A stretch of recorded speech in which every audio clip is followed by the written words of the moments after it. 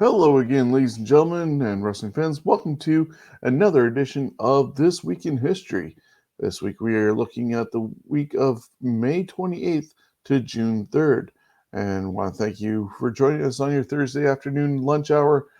And we are currently on Facebook and on YouTube. And of course, you can always catch us later on podcasts on Stitcher, Spotify, iHeartRadio, anywhere you get your podcasts from. We are available all the time just by clicking on your favorite podcast network. Now, we want to remember that we are sponsored by Coolbet, and they want you to stay cool, bet responsibly. And they are the sponsor of all our shows that we do, including Fantasy Warfare Tournament and the Scumbags Wrestling Podcast, which unfortunately missed last week due to family illnesses. And family comes first. Wrestling will always be there for us, but family is forever. And so we want to make sure that we take care of everybody and reach out to those that we love and care about, especially during COVID time. Call up somebody, ask them how they're doing. And it could be a life-saving or at least a very comforting thing to do just for those that you care about. COVID can wreck you physically and emotionally, and we want you to reach out for that. We said Coolbet is our sponsor, and they're the ones who are presenting this championship belt as part of the Scumbags Prediction League. And you can always join us for each and every pay-per-view from WWE, NXT, AEW, and Impact Wrestling. Make your right predictions, get enough points, and win this title just before WrestleMania 38. So go to our website, scumbagswrestling.ca, for more details. And you can also go to our store at Pro Wrestling Tees, where Pro Wrestling Tees /Scumbags Wrestling. You can find 4 designs of ours. And as always, the Ontario Indie Comic Book cover will be going to support Steven's wrestling journey and Steven's Hearts for Chiari research at Children's Hospital Six Kids Hospital in Toronto. We just recently made a $500 donation, and we are not stopping at that. So be sure to stop by our Pro Wrestling Tees store and buy that shirt. Support Steven's place and Steven's wrestling journey, and get a great shirt at the same time. So now that all that's the way, and we're 4 minutes plus into this, I'm going to bring in the guy who puts this together for our history lessons, Jonesy in Niagara Falls. How are you today, Jonesy? I'm doing pretty damn good.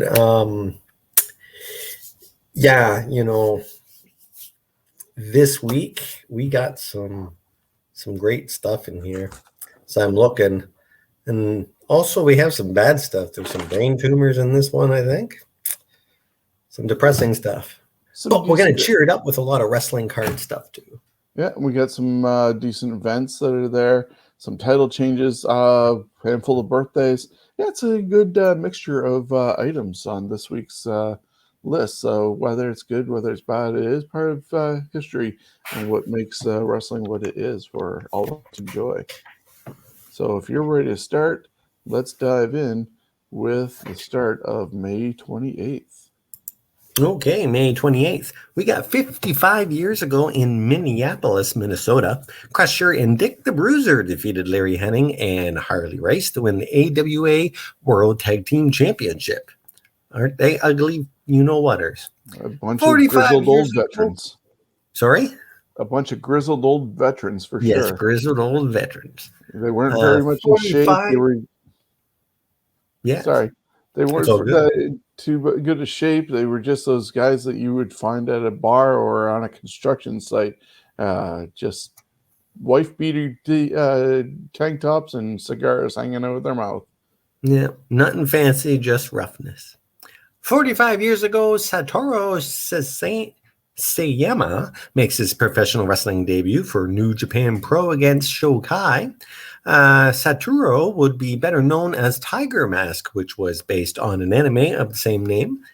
He would become the only wrestler to win and hold both the NWA and WWF Junior Heavyweight titles in June of '83 on back-to-back days. After an injury, he would regain both titles yet again and would shock the world in August of 83, retiring at age 25. He became a martial arts trainer before returning to the ring for the Japanese version of the UWF in 84. And post-retirement, Sayama wrote a book on his experiences in the business and pulled back the curtain for a Japanese audience. He founded Shuto, a martial arts discipline, and occasionally competing, sometimes as a trainer, sometimes as a promoter. He founded Real Japan Pro in 2005. He has wrestled as recently as 2016. 21 years ago today, WWF in Your House 8, Beware of Dog 2. The event was to make up for the pay-per-view 2 days earlier, being knocked out during production because of a severe thunderstorm. The home audience got 3 matches live in addition to the 2 matches taped on Sunday night. While the live crowd got a full card, including a WWF Superstars taping. 20 years ago, Brian Lawler was released after he had been arrested for drug possession charges in Calgary, where Raw's War was taking place that evening.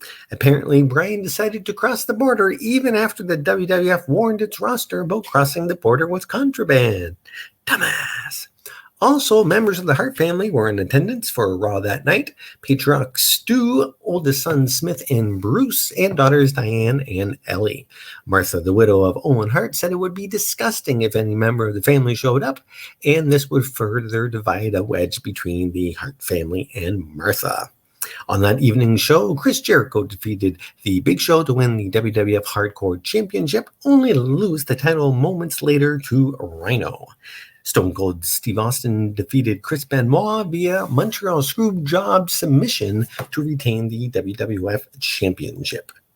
Yeah, it's a shame with Brian having so many unfortunate demons cloud his career, and as far back as 20 years ago, as you were saying, being released and having the issue coming across the border, and just a few years ago he passed away of a suspected suicide, but that's being contested in court, and Jerry Lawler is suing the county where the jail was that Brian was at for wrongful death, and I think that's going forward very shortly.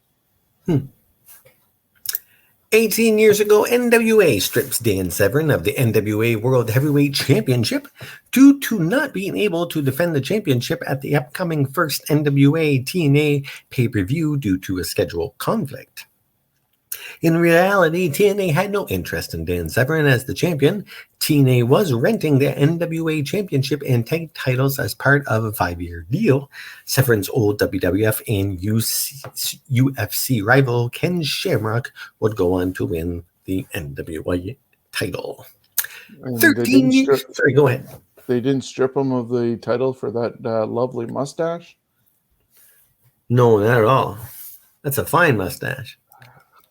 13 years ago, former WCW color analyst Mark Madden was fired from ESPN Radio in Pittsburgh a week after his remarks regarding U.S. Senator Edward Ted Kennedy, who had been recently diagnosed with brain cancer. The words that got him fired: "I'm very disappointed to hear that Senator Ted Kennedy of Massachusetts is near death because of a brain tumor. I always hoped Senator Kennedy would live long enough to be assassinated." Today, Madden is still doing radio in Pittsburgh. If you want to hear him, tune into 105.9 The X.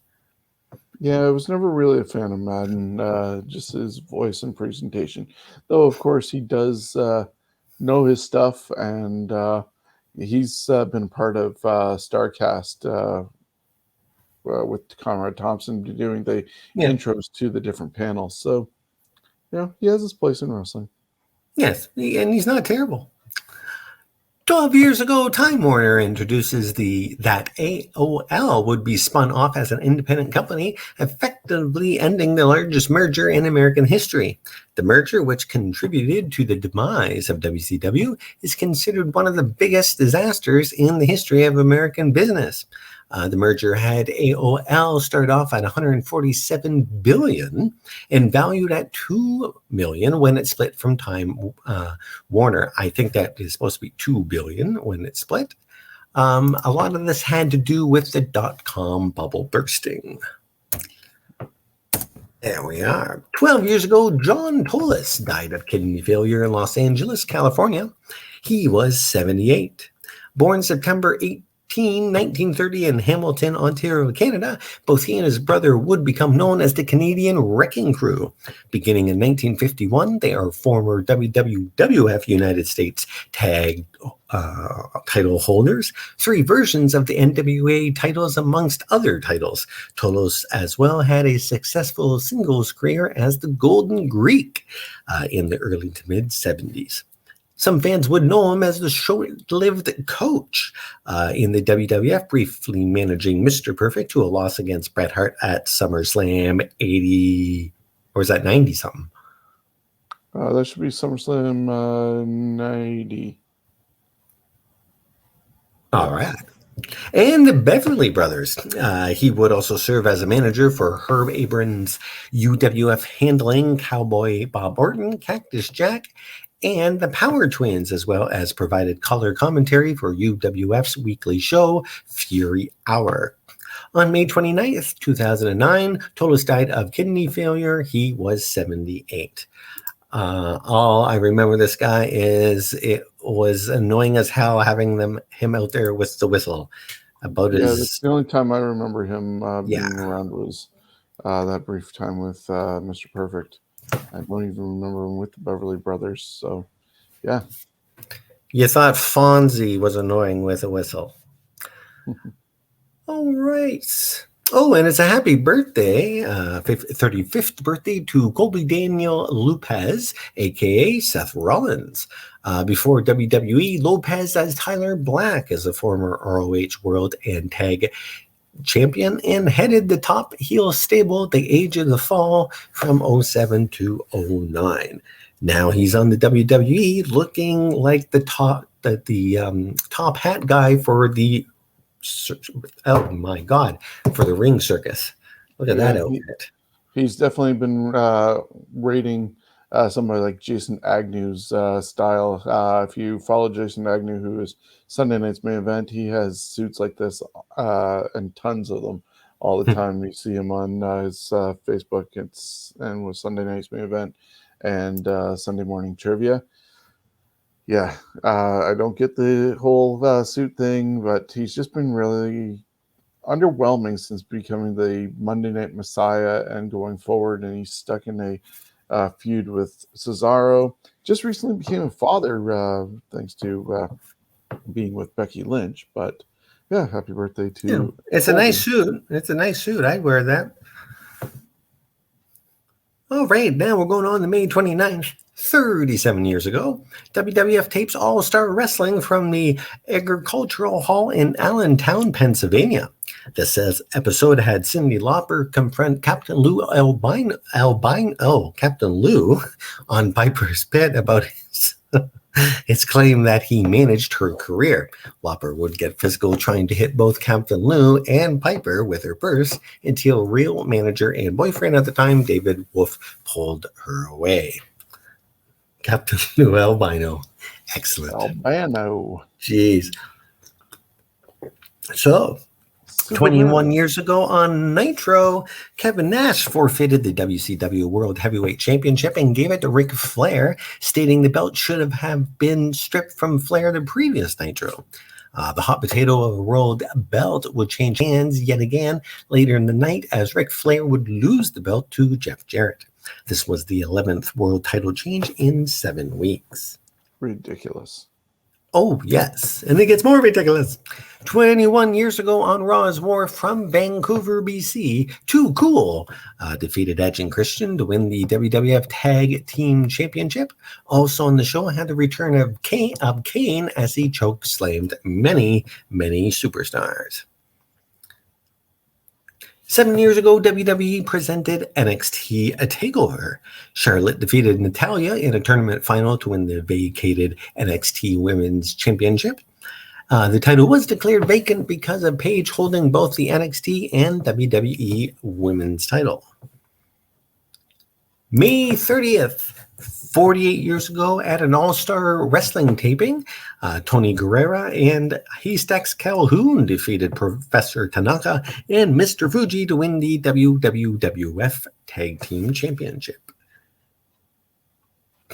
40 years ago in Charlotte, North Carolina, Sweet Ebony Diamond, a masked Rocky Johnson, defeated Greg Valentine to win the NWA TV belt.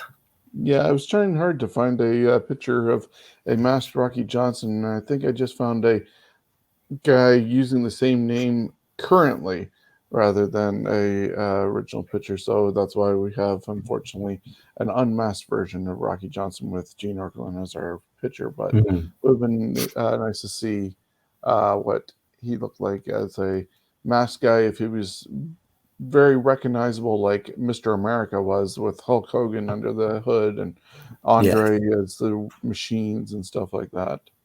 And especially when you call him stuff like the Killer Machine. I wonder who's under there. 35 years ago in Houston, Texas, Terry Gordy defeated Hacksaw Jim Duggan in the finals of a one-night tournament to become the first ever Universal Wrestling Federation's heavyweight champion. My God, who let Hacksaw Jim Duggan get that close to winning a universe like the belt? My God. That would be Cowboy Bill Watts. Wow. Duggan would suffer a head injury during his semifinal match with Kamala when Duggan went into a ring post. His head would swell over the next few days to the point where he couldn't close his eyes. Duggan's wife made Bill Watts tell her husband to go to the hospital. It turned out Duggan had blood poisoning. Shocking.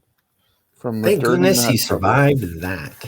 Hey, I like a lot of stuff.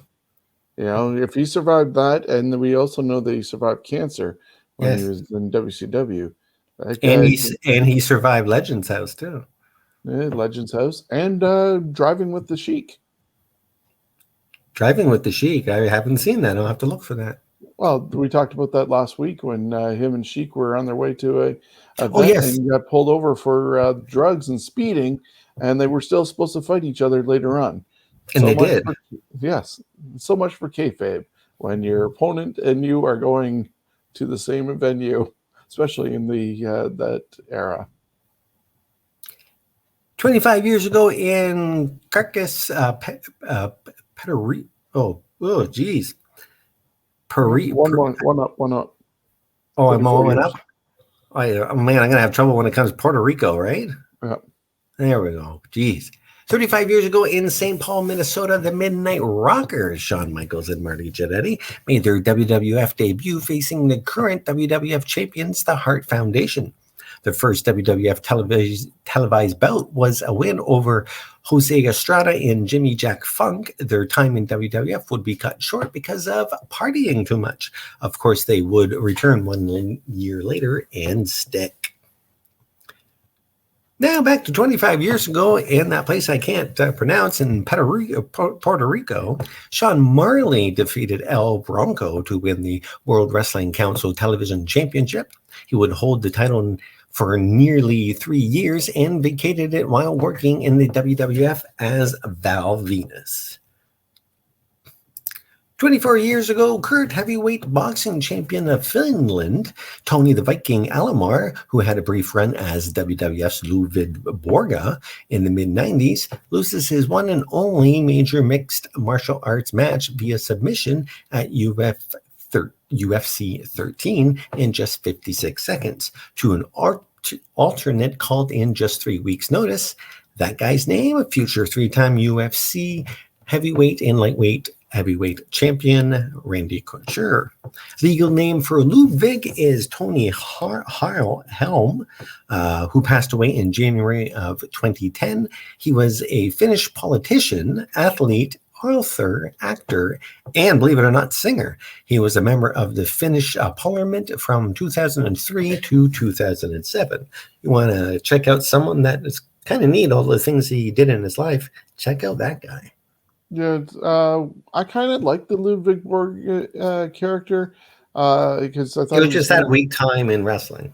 Yeah, he kind of came off as unique with them there, but apparently, well, listening to things like something to wrestle with, and those ones that Conrad Thompson does, he wasn't really that great of a human being, and apparently had a swastika tattooed on his lower calf. So yeah, quite the views that he had in political life, I guess. But unfortunately, he didn't last long in WWE after an injury. So, and now he's passed away. Yep, sad. 21 years ago at a Thunder taping in Idaho, Chuck Palumbo and Sean Stasiak defeated Chronic, consisting of Brian Clark and Brian Adams, to win the WCW World Tag Team Championship.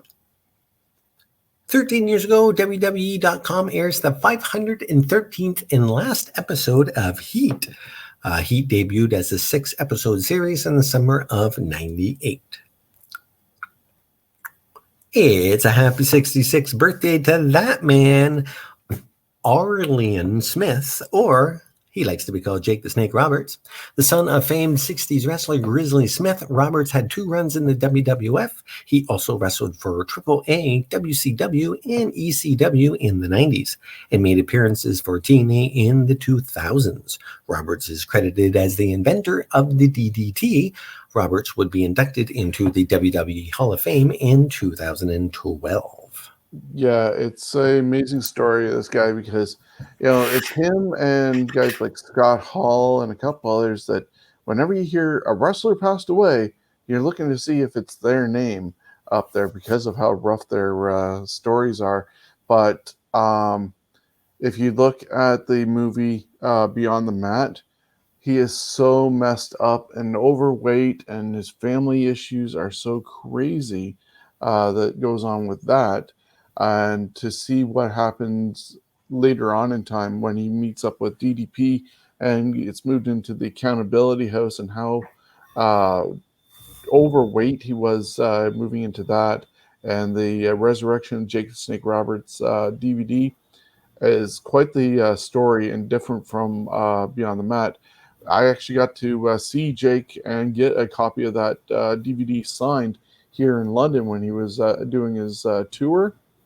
And he tells quite the interesting story, especially with his feud with Ravishing Rick Rude and some of the women that would get into the ring and kiss Rick had serviced Jake prior to getting into the ring.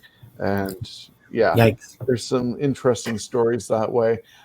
He's currently with AEW managing the Murder Hawk Lance Archer, and also later on tonight, if you get Vice because you're not in Canada, or you get Crave, Dark Side of the Ring episode tonight is focusing on the Smith family and some of the stuff that came out during the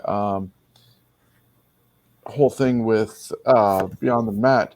There is some, I'm thinking some, if I recall right, incestuous relations. There is child rape going on, and this family is so messed up. Plus, even if you ignore all that, if you were to realize that Grizzly Smith is his dad, that his brother and sister are Sam Houston and Rockin' Robin, I would never have connected that family tree together. Maybe Grizzly Smith and Jake the Snake, but not Rockin' Robin and Sam Houston. So if you get a chance, definitely find a way of watching the Resurrection DVD, which I believe is on Amazon, and also finding Crave or Vice TV for Dark Side of the Ring for the latest incarnation of, oh my God. I wish you had a picture of Rockin' Robin to put up there. She was fine. Or is fine. I don't even know if she's still alive. May 31st, 77 years ago in Mexico City, El Santo defeated Tuffy Trisdale in a tournament final to win the Mexican National Middleweight Championship for the 3rd time. 33 years ago at a WWF Wrestling Challenge, taping in Fresno, almost 1 year after being fired for Too Much Party Marty, Michaels and Jannetty returned to the WWF. They would drop the Midnight and just be known as the Rockers. In the first bout back, they defeated Steve Lombardi and Terry Gibbs. On the same show, Bruce Pritchard made his WWF National Television debut as boisterous, holy crap, red-faced preacher Brother Love, the televangelist inspired by guys like Jimmy Swaggart and Jim Baker. Yeah, An annoying character, but well done. I was a fan of Brother Love as well, like just the way he was presented. And obviously, people know that I'm a fan of Bruce Pritchard when Conrad started getting him doing different morning things with Bruce. It was like 2 minutes or something like that every morning at 6 a.m. I'd share on our Scumbags Facebook page. But to look at Brother Love the way he looks right here, and that was when he debuted, Bruce looks the same age now. I always thought Brother Love was a lot older than what he was, and he was only like in his early 20s doing Brother Love. And yeah, and he's obviously the brother of Dr. Tom Pritchard from Zip of the Body Donnas, and also obviously the Heavenly Bodies. And he's also with Glenn Jacobs doing their own wrestling school. But Bruce has quite the history going on right now. When you listen back to something to wrestle with, and you can find out a lot of the behind the scenes stuff. It's unfortunate that because of how overworked Vince McMahon is making him, he doesn't get as timely on his podcast as he used to be. But I believe they're 4 years, definitely 4, if not 5 years into doing all these shows. And there's so much in the archives and so many things that you can learn about your favorite wrestler or event. All right. 22 years ago on Nitro from Houston, Texas, Bam Bam Bigelow and Diamond Dallas Page defeated Canyon and Saturn, who was subbing for Raven, to win the WCW World Tag Team Championship. 17 years ago on Raw from Montreal, Quebec, Canada, La Resistance, Robert Conway and Sullivan Grenier defeated Chris Benoit and Edge to win the World Tag Team Championship.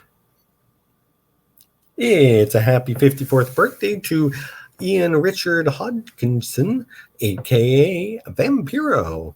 He spent most of the 90s in Mexican wrestling for CMLL, spent some time in the late WCW days, and moved on to Universal Wrestling Association and AAA from 2005 to 2013. Yeah, I remember him doing that Human Torch match with Sting, where you had to climb up the Titantron to claim a torch and set your opponent on fire. He's had a lot of health issues lately, and he's also from Thunder Bay, Ontario. Wow, cool. June 1st, 33 years ago at a WWF Superstar Wrestling taping, Ray Traylor makes his WWF debut as corrupt prison guard, the Big Boss Man. Big Boss Man would defeat Louis Spicoli easily that night. 25 years ago, Antonio Inoki presents World Wrestling Peace Festival from the Los Angeles Sports Arena in Los Angeles, California. Only just under 6,000 were in attendance in a 17,000-seat arena. This card features stars from WCW, AAA, NJPW, and CMLL. Yeah, it was considered a really big flop. Yeah. There was an article in the Wrestling Observer. It probably was a good show to see. They got a lot of big names in there. Yeah. 25 years ago at ECW Fight the Power in Philly, Shane Douglas defended the ECW World Television Belt in separate matches, defeating El Perico Ricano, Don E. Allen, Devon Storm, and Mikey Whipwreck until losing the belt to Pitbull 2. 13 years ago, ECW presented One Night Stand from the San Diego Sports Arena. Bautista defeated Shawn Michaels in a stretcher match.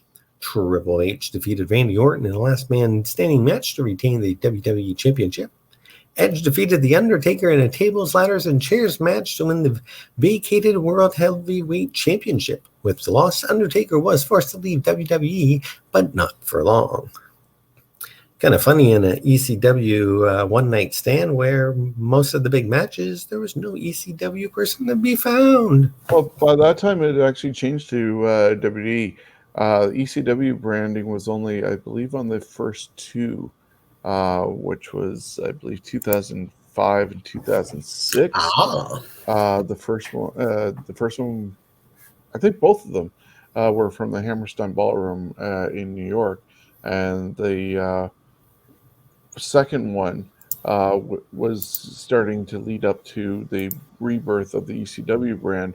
The first one was a one-off after the success of the DVD, and the second one was when Rob Van Dam telegraphed when he was cashing in his Money in the Bank, and people were having posters saying, "If Cena wins, we riot." Cena would toss his T-shirt into the crowd like he normally would at a WWE show, and people were tossing it back at him. So that was the first two. And then, I think by 2007, they switched it to being a WWE pay-per-view. And a couple of years after that, they dropped the One Night Stand name, and pay-per-views going forward would be called Extreme Rules. I think we got one coming up later on in this rundown that is One Night Stand Extreme Rules. So they had a overlapping of the naming 1 year, could be 2009. But yeah, so eventually they dropped the One Night Stand name and just named it Extreme Rules. All right, now that that's been laid out for us, thank you, Shawn. 12 years ago on Raw from Birmingham, Alabama, Kofi Kingston defeated MVP to win the WWE United States Championship. 11 years ago, Wade Barrett wins the first season of NXT himself, a WWE Championship match at a future pay-per-view. Dave Otunga would finish second, and Justin Gabriel finished third. I actually don't remember Wade Barrett getting his championship match. That totally escapes me. But they had come in the following week, I think it was, no more than 2 weeks, but I think it was the following Monday. They came in, and that's when the Nexus was born and destroyed everything. And Daniel Bryan got fired and all that. But yeah. Well, I think he did get a championship match at a feature pay-per-view against John Cena, if I remember. Yeah, he must have, but yeah, it's so unforgivable because unfortunately Big Match John didn't want to put people over. Usually Triple H gets that blame, but we'd later find out also at SummerSlam how Cena didn't want to put over Barrett and the rest of Nexus, and that was the destruction of it. I think a week or two ago, mentioned on the podcast that they are gearing up to do a documentary or one of their 24s or whatever it is, the Untolds of Nexus, because what was his name? Oh man, I can't. Fred Rosser. He's one of the guys on the Darren Young. That's his NXT name.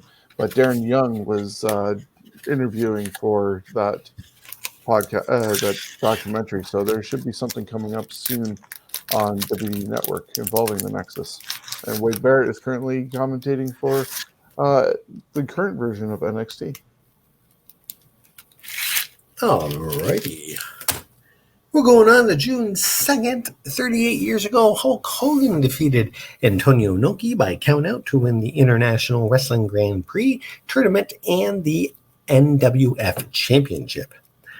This was a months-long tournament featuring 10 wrestlers, including Killer Kong, Big John Studd, Andre the Giant, Rusher Kimura, El Canuck, Enrique Vera, Otto Wance, and Akira Made. Competed all in a round-robin tournament with the top two scores facing off in a one-match final to determine the winner. Look how young Hogan is there. On the same show, Tiger Mask defeated Kuniaki Kobayashi to win the NWA World Junior Heavyweight Championship. 34 years ago in Buffalo, New York, the Honky Tonk Man defeated Ricky the Dragon Steamboat to win the WWF Intercontinental Championship. Say what you will about Honky, he would hold the IC belt longer than anyone else in the WWE history at 454 days. And I believe there is a little bit of a story behind why the Honky Tonk Man was chosen to get that WWF Intercontinental Championship. Yeah, it's been rumored, at least numerous times, and I've heard on different podcasts that Ricky Steamboat wanted to leave thanks to his wife wanting more money or more prestige for Ricky and more time with the family, because Richie had just been born as well. And just with the pressures that his wife was putting on him, he decided to leave. And they were gearing up to, I guess, give the belt to Natural Butch Reed, and he just recently passed away last year. But Butch was supposed to get the title, but he ended up no-showing a couple of events leading up to that, and even that night he no-showed, and they were trying to figure out who they should get the belt on, and rumor has it that it was Hogan who just pointed over to Wayne and said, "How about him?" And Vince went with it, and Honky Tonk Man went in there that night on the Superstars taping and won the title. And as you said, 454 days later, he was holding it until he got unmercifully squashed by the Warrior at SummerSlam when it was supposed to be against Beefcake. Yeah, that was bullshit when he won that. The Warrior, that is, not Honky. 25 years ago, Raymond Neal Combs Jr., a.k.a. Ray Combs, host of Family Feud, was found hung in a closet in Glendale Adventist Medical Center's psychiatric ward in Glendale, California. He was just 40 years old. Combs was a stand-up comedian who did warm-ups for sitcoms including The Golden Girls and Amen before he broke through nationally on a guest appearance on The Tonight Show starring Johnny Carson in October of '86. In the 80s, Combs would host the reboot of Family Feud. He would also make an appearance at WrestleMania 8 and a guest commentator for the '93 Survivor Series Hart Family match against Shawn Michaels Knight. Combs would be let go from Family Feud due to ratings and would go with a syndicate version of the show with Richard Dawson. Combs would suffer a car accident in '94, rendering him in constant pain. Two of his comedy clubs would close, lost both his home and wife. It got real bad.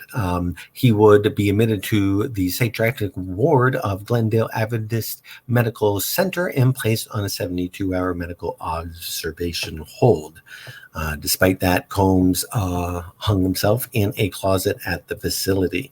At the time of his death, he owed $700,000 in debts. Wow.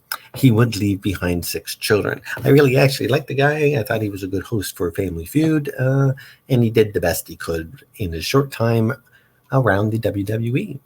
Yeah, I would agree with that. I enjoyed watching him on Family Feud syndicated. I remember watching him at home doing that. It's unfortunate that his WWE stuff was kind of really lame and jokes didn't fall too well, but he was a good host of Family Feud. Yes.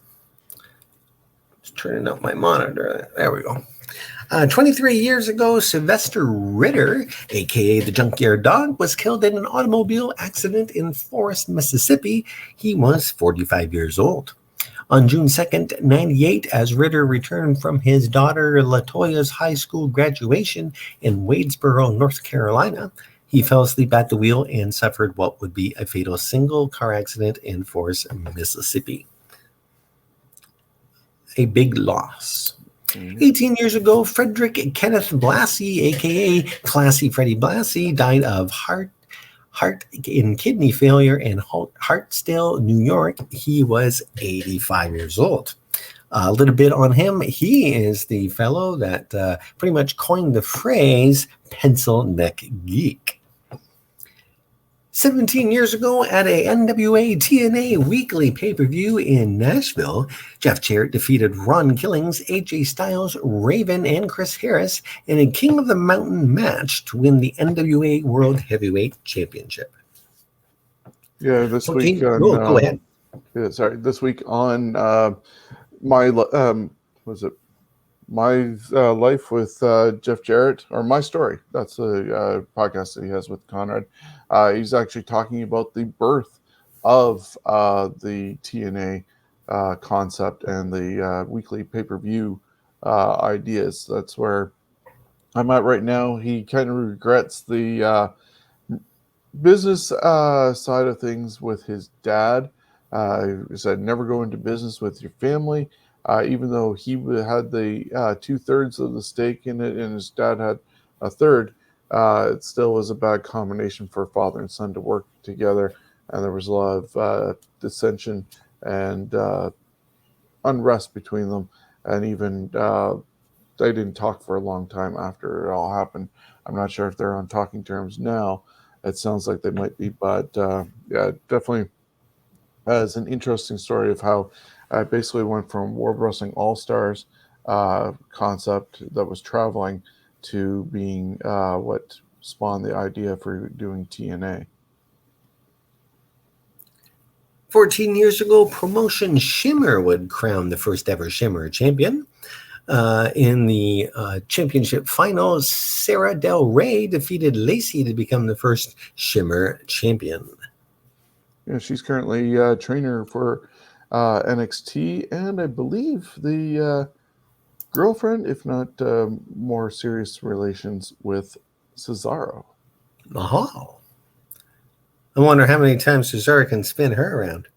9 years ago, TNA announces via press release that the company is introducing its own Hall of Fame at Slammiversary later in the month.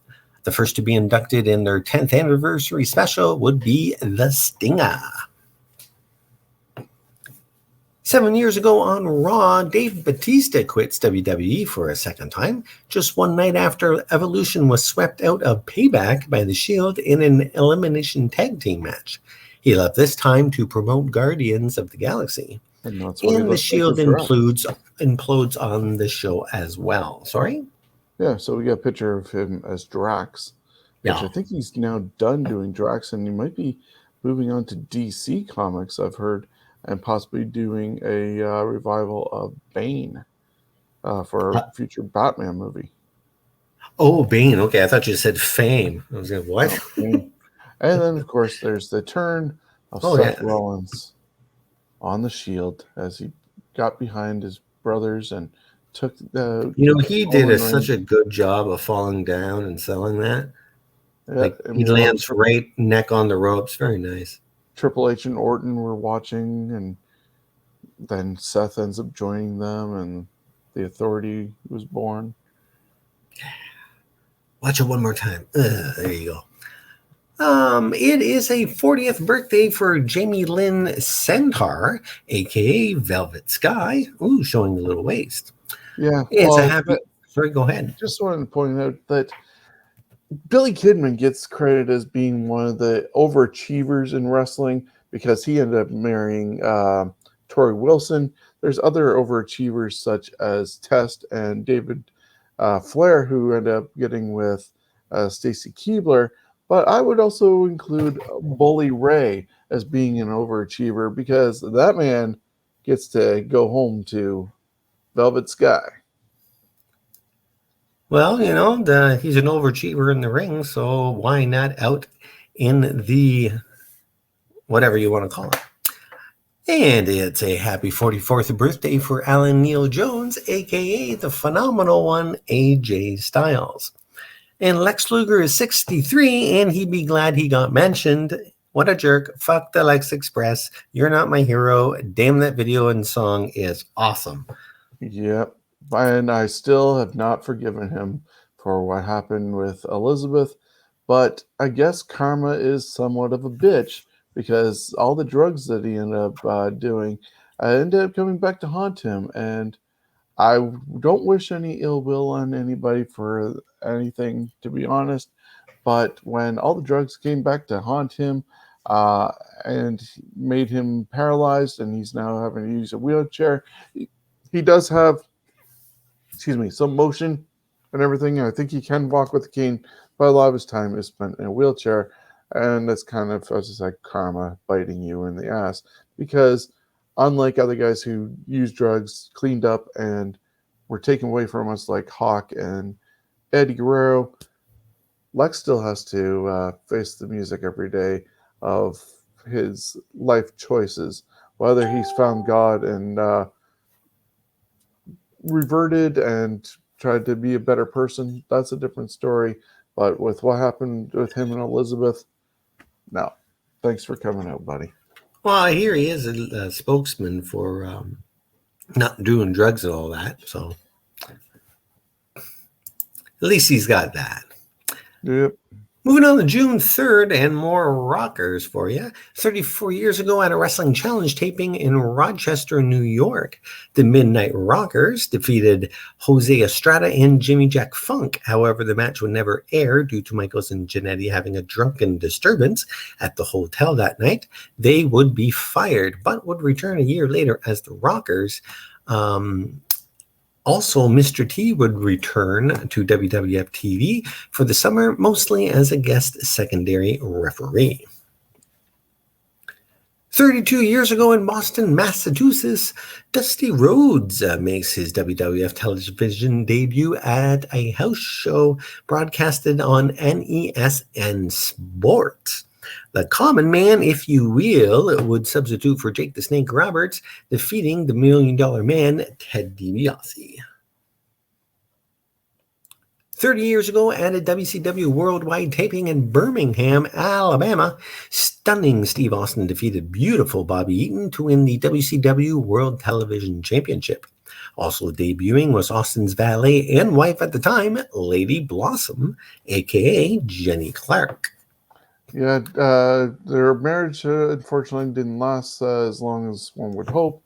I think they have 2 daughters together, but I guess other than being a valet for him, her probably biggest claim to fame in wrestling is the fact that she asked Steve to drink his tea before it got stone cold while he was figuring out a new name for himself, and had a list of really shitty ideas from WD Idea Machine. And he jokingly said, I think it was on a Howie Mandel episode of his talk show, that he was thankful that Jeannie didn't say drink your tea before it gets a tad chilly, because he could have been tad chilly. Yes. 18 years ago, and I think also he said that on Conan O'Brien. Yeah, he probably told that story on different shows. 18 years ago at a SmackDown taping, Rey Mysterio defeated Matt Hardy to win the WWE Cruiserweight Championship. A big surprise return happened as Kurt Angle returned only after 3 months off for neck surgery. The short time was because of less invasive surgery approach. 17 years ago, TNA taped its first ever episode of Impact from Universal Studios in Orlando, Florida. Impact would air on Fox Sports Net. This was the introduction of the 6-sided ring and some modified set of rules which only would apply for Impact tapings, such as the 10-minute time limits for non-title matches, 30 minutes for title matches. In the event the match went to the full time limit, 3 judges at ringside would render a decision. The first incarnation of the show would last just 51 episodes when Fox Sports doesn't renew. On the episode, 2 of the big matches was America's Most Wanted, Chris Harris and James Storm, defeated Kid Cash and Dallas to win the NWA World Tag Team Championship, and AJ Styles defeated Alex Skipper, Chris Sabin, and Michael Shane to earn a TNA X Division Championship match. 14 years ago, WWE presented One Night Stand Extreme Rules.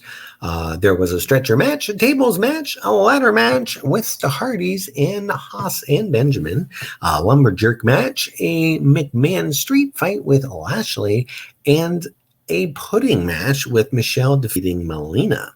Sean, would you eat any of that pudding after they fought in it? No. All right. No, thank you. I just wondered.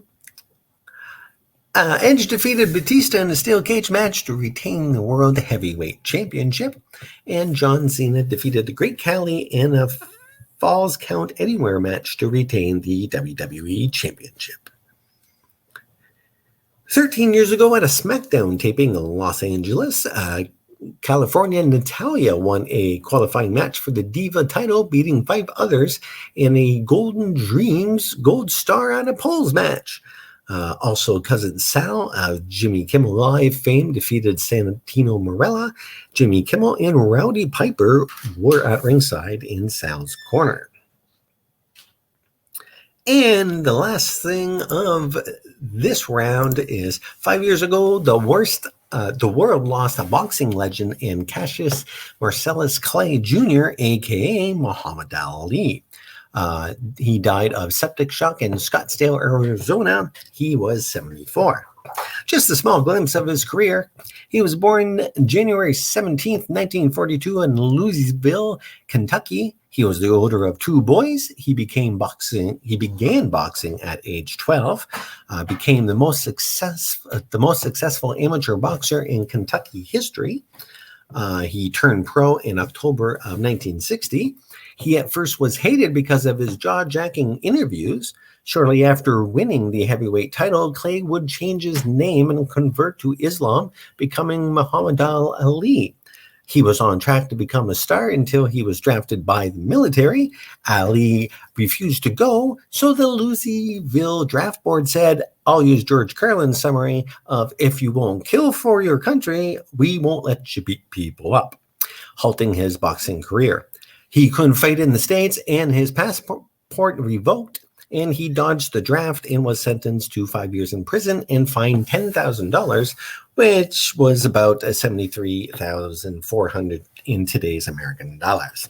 Ali remained free while his case went through the appeals process. Ali would return after 3.5 years when his conviction was overturned by the U.S. Supreme Court in 1971 by a unanimous vote. He went back to beating people up for a living. And that is the end. This Week in Wrestling History is compiled from the vast land of Google, Wikipedia, CageSideSeats.com, and of course, most importantly, you guys from fans and journalists that had front row seats to history. And of course, Coolbet.com and sports book betting and casino game site. Coolbet, stay cool, bet responsibly. Excellent. Well, thank you very much for taking us through this trip through history over our Thursday lunch hour. And hopefully everybody is enjoying our shows. You can always be a part of any of our shows or leave us a comment by contacting us at scumbagswrestling.ca, scumbagswrestling@gmail.com. Go to our Facebook page. It's under Scumbags Wrestling or Scumbags Wrestling Podcast. There's so many ways you can be a part of our shows. We always have space available on our Fantasy Warfare tournaments. So if you're wanting to be a part of that, let us know. Our Thursday night show, we're trying to make interactive, so almost a call-in show. You can also be a part of it that way. We try and post a link of how you can get in and be a part of it with your views. We're going to be on later on today with the Scumbags Wrestling Podcast. Things are in a good place. We're going to be able to do it tonight.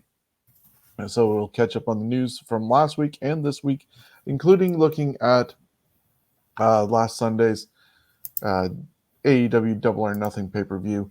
Both Jonesy and I believe Steven will be caught up on watching that if they want to make comment on what was happening on that show. I've caught up and finished watching it.